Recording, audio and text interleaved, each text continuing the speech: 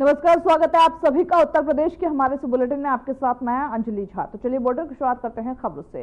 उत्तर प्रदेश के मुख्यमंत्री योगी आदित्यनाथ ने कानपुर में जहां उपस्थित हुए थे और साथ ही साथ कानपुर में उन लोगों से मिले जिन्होंने पहलगाम में अपनी जान गंवाई है और उनके परिजनों से मिले। शुभम द्विवेदी जो हैं वो उन्होंने अपने पहलगाम में अपनी जान गंवा दी थी। उनके परिजनों से मुलाकात करते हुए सीएम योगी नजर आए हैं। शुभम द्विवेदी उन 28 लोगों में से एक है जिन्होंने पहलगाम में आतंकियों ने मौत के घाट उतार दिया। शुभम के परिजनों से मुलाकात के बाद सीएम योगी ने पत्रकारों से भी बात की।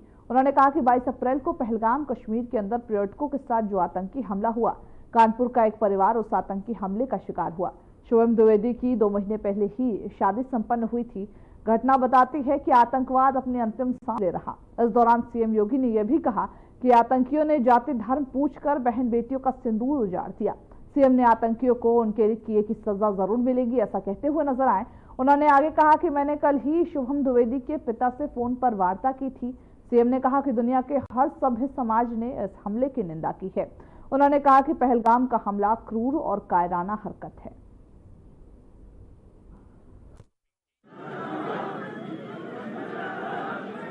22 अप्रैल को पहलगाम कश्मीर के अंदर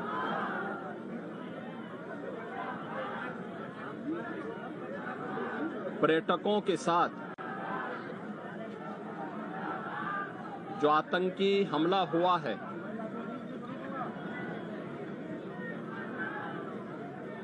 कानपुर का एक परिवार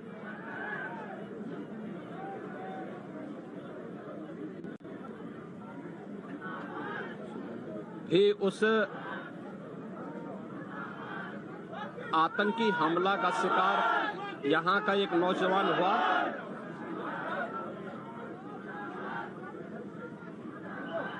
शुभम द्विवेदी 2 महीने पहले ही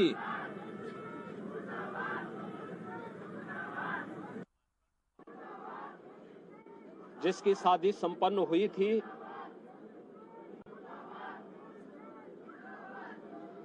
यह पहलगाम का आतंकी हमला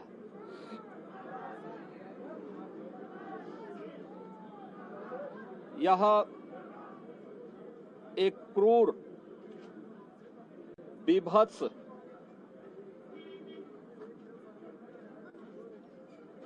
कायराना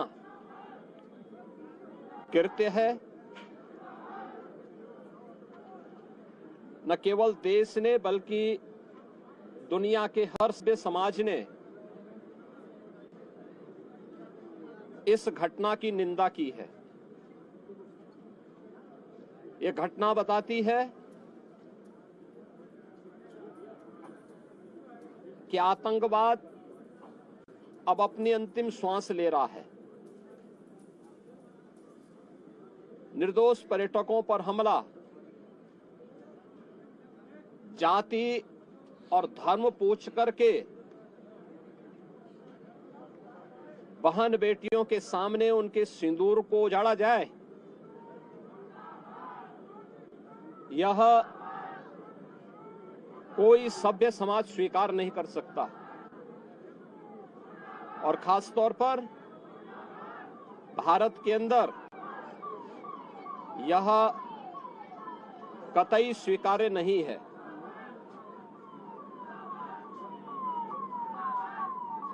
भारत सरकार की आतंकवाद और उग्रवाद के प्रति जीरो टॉलरेंस की जो नीति रही है,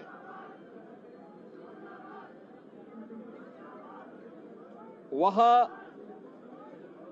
प्रभावी ढंग से आतंकवाद का नेस्तनाबूद करेगी। और आपने देखा होगा कल इसकी शुरुआत, इसके ताबूत पर अंतिम कील ठोकने की शुरुआत हो चुकी है। आदरणीय प्रधानमंत्री जी की अध्यक्षता में सीसीएस की बैठक में जो निर्णय लिए गए हैं, आदरणीय गृह मंत्री जी ने स्वयं उन क्षेत्रों का दौरा किया और